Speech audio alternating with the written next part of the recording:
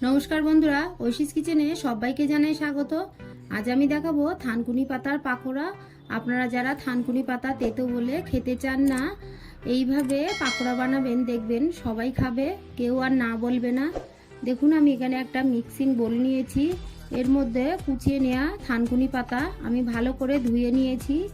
এবার এর মধ্যে আমি দিয়ে দিলাম কুচানো পেঁয়াজ। আমি 3টে কুচানো পেঁয়াজ আর এর সঙ্গে 3টে কাঁচা লঙ্কা কুচি আমি দিয়ে দিলাম। ঝালটা আপনারা আপনাদের পরিমাণ মতো দেবেন। এবার এর মধ্যে দিয়ে দিলাম পরিমাণ মতো লবণ। এবার ভালো করে মাখিয়ে নিতে হবে। লবণ দিয়ে মাখিয়ে নিলে পেঁয়াজ থানকুনি পাতা নরম হয়ে যাবে।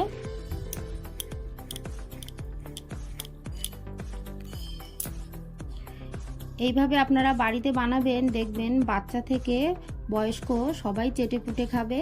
আর থানকুনি পাতার যে একটা তেতো ভাব থাকে সেটা বুঝতেই পারবেন না। ভালো করে আমি মাখিয়ে নিয়েছি। এবার এর মধ্যে আমি দিয়ে দেব বেসন।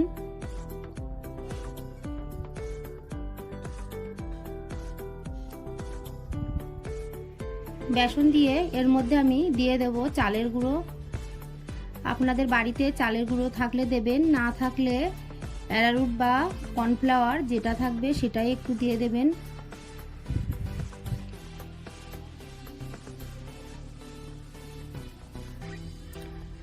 তারপর আমি এর মধ্যে দিয়ে দেব 1 টিস্পুন কালো জিরে। এরপর দিয়ে দেব হলুদ গুঁড়ো। খুব সামান্য হলুদ গুঁড়ো আমি এর মধ্যে দিয়ে দিলাম। এবার অল্প অল্প করে জল দিয়ে মাখিয়ে নেব। এটাকে ঘন করে মাখাতে হবে, পাতলা করে মাখালে হবে না। আমরা পাকোড়া বানানোর সময় যেমন ভাবে বানাই ঠিক তেমন ভাবেই এটাকে মাখিয়ে নিতে হবে। একবারে বেশি জল দেব না, অল্প অল্প করে দেব। একবারে বেশি জল দিয়ে পাতলা হয়ে যাওয়ার ভয় থাকে। হাত দিয়ে একটু ভালো করে চটকিয়ে নেব।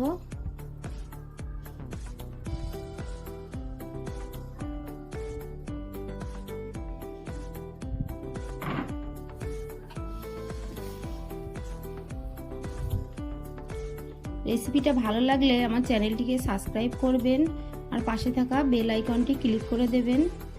এর মধ্যে আমি আরও একটু বেসন দিয়ে দিলাম। এখানে আমার 100 গ্রাম বেসন আর 100 গ্রাম চালের গুঁড়ো দিয়েছি। দিয়ে ভালো করে মাখিয়ে নিয়ে এবার আগে থেকেই আমি তেল গরম হতে দিয়েছিলাম। এবার ছোট ছোট করে পাকোড়ার শেপে দিয়ে দেব। আপনারা চাইলে আপনাদের পছন্দ মতো বড় ছোট যে কোনোভাবেই দিতে পারবেন।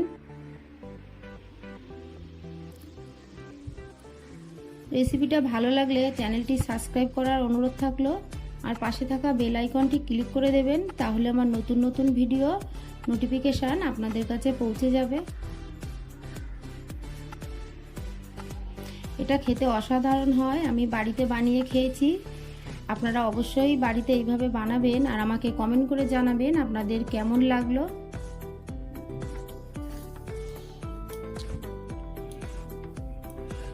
আপনারা যদি বাচ্চাদের খাওয়াতে চান তাহলে ঝালটা না দিয়ে এইভাবে বানিয়ে দেবেন, দেখবেন বাচ্চারা খেয়ে নেবে।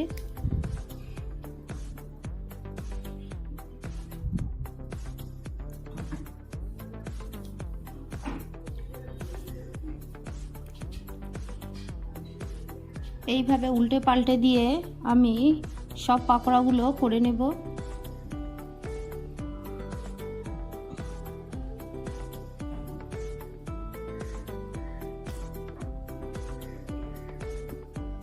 দেখুন এইগুলো ভাজা হয়ে গেছে। এবার এইগুলোকে আমি তুলে নেব।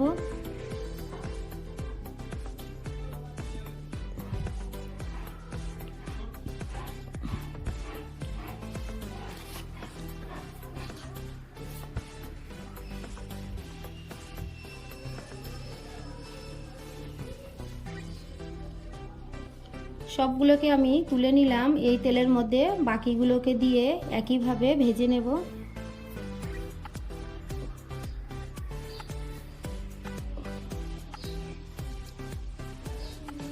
সবগুলোকে আমি তুলে নিয়েছি, আপনারা দেখেই তো বুঝতে পারছেন এটা খেতে কতটা ভালো হয়েছে। বাড়িতে এইভাবে বানাবেন, ভালো লাগলে একটা কমেন্ট করবেন, লাইক করবেন, আর প্লিজ আমার চ্যানেলটিকে সাবস্ক্রাইব করে আমার পাশে থাকবেন। পুরো ভিডিওটা দেখার জন্য সবাইকে জানাই অসংখ্য ধন্যবাদ।